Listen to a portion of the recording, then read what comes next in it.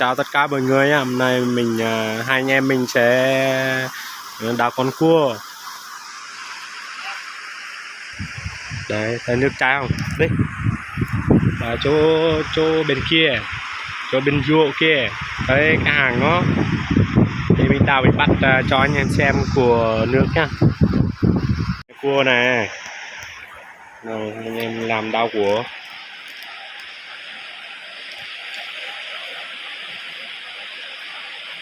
Đấy mọi người, hàng nó đây này, xem luôn đấy.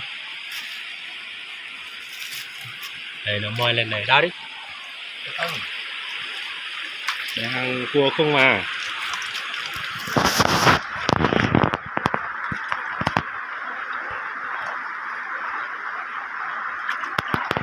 Khoác qua gan này thôi chứ.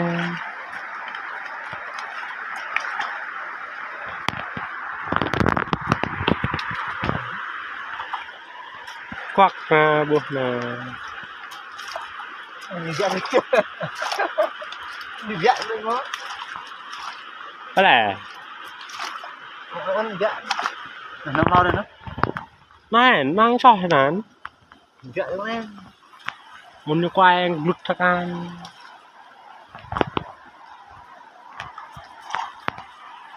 Đây này hàng con cua đi thằng này thôi rồi.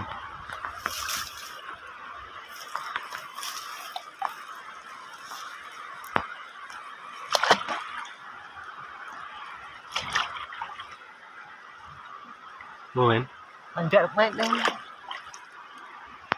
mai em mang màn. Rồi Vịt ghê, vịt ghê. mang cọt đây. Con bự. Đây đây đây. Cái này. Một lần.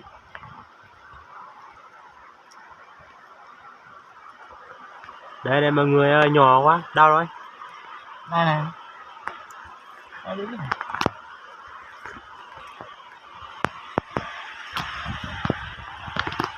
Thấy chưa?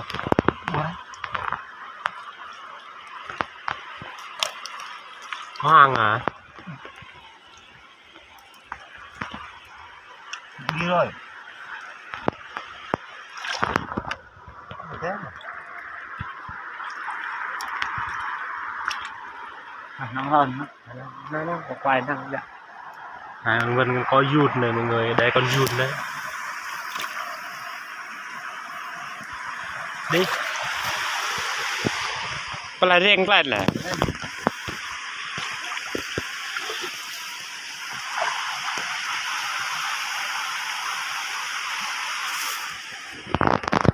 Đây hàng đào đi.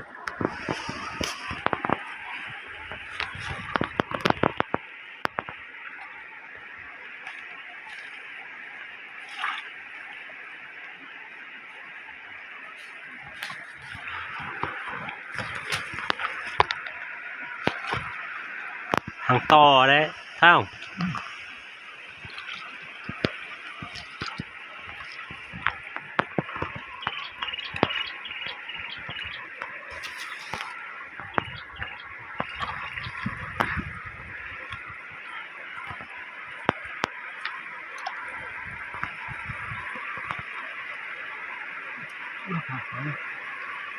Đây to lắm.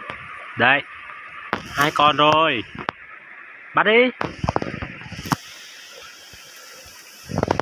Rồi giết nó.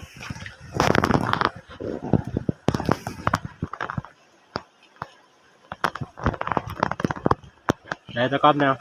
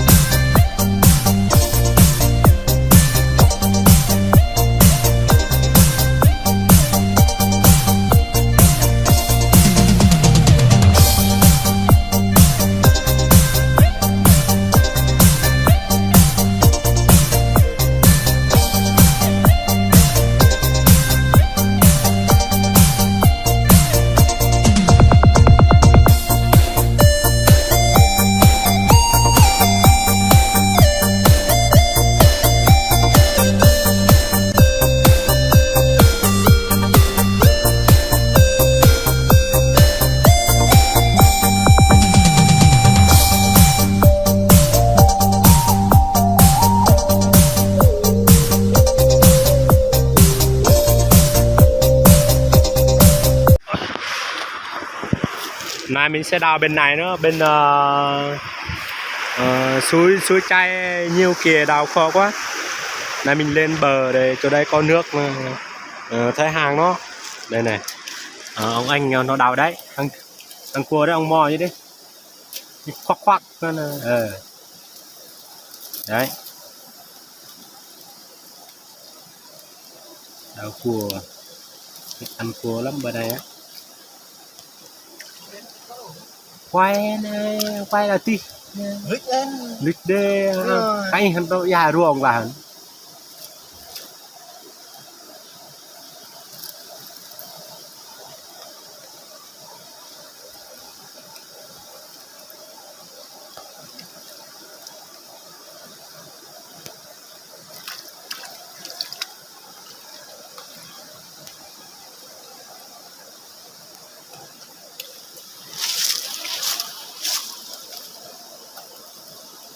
ăn cua khó thế nhỉ? Sao thấy chỗ này có nước mà ông ơi, ông Phe ơi, chỗ này nè, đấy tài đây dưới đấy, phải không?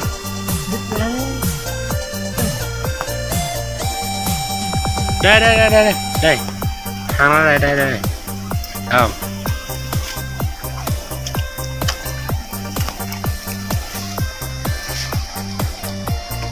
Đấy.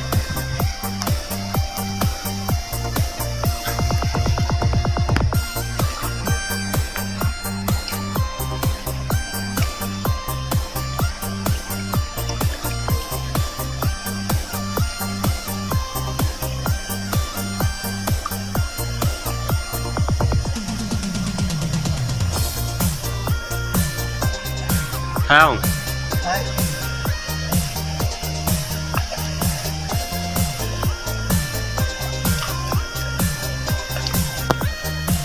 Bự lên nó già rồi.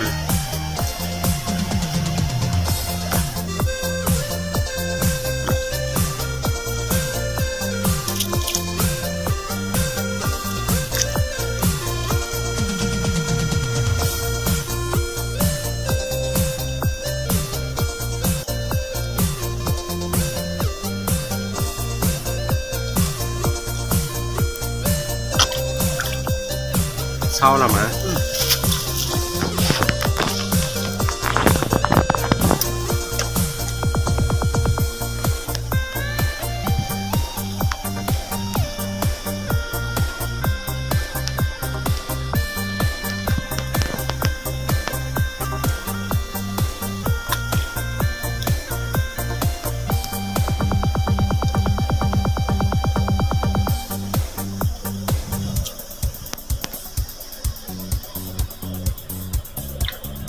phải chưa? Chưa. Xong sầu thế. Cua cái gì đây mọi người ơi, mình không biết cua đây là nó ở sầu được khoảng bao nhiêu mét đấy, từ 10 mét yeah.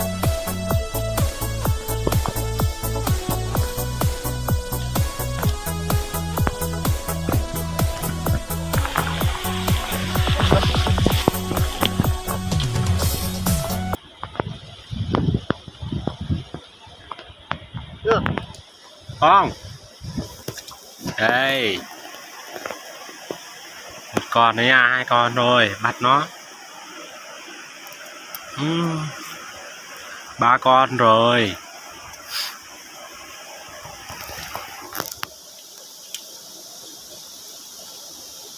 Nếu mỗi người muốn biết từ đầu tới cuối thì mỗi người luôn theo dõi hết video mới biết nha. Mới biết đào cua rồi như thế nào, mà cách bắt cua nó không cắn là như thế nào, là theo video hết là sẽ biết.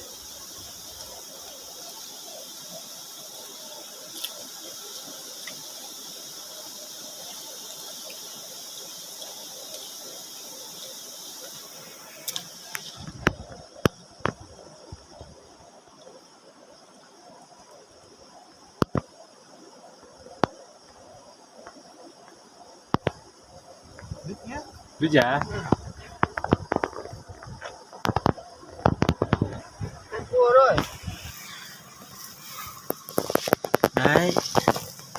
chưa?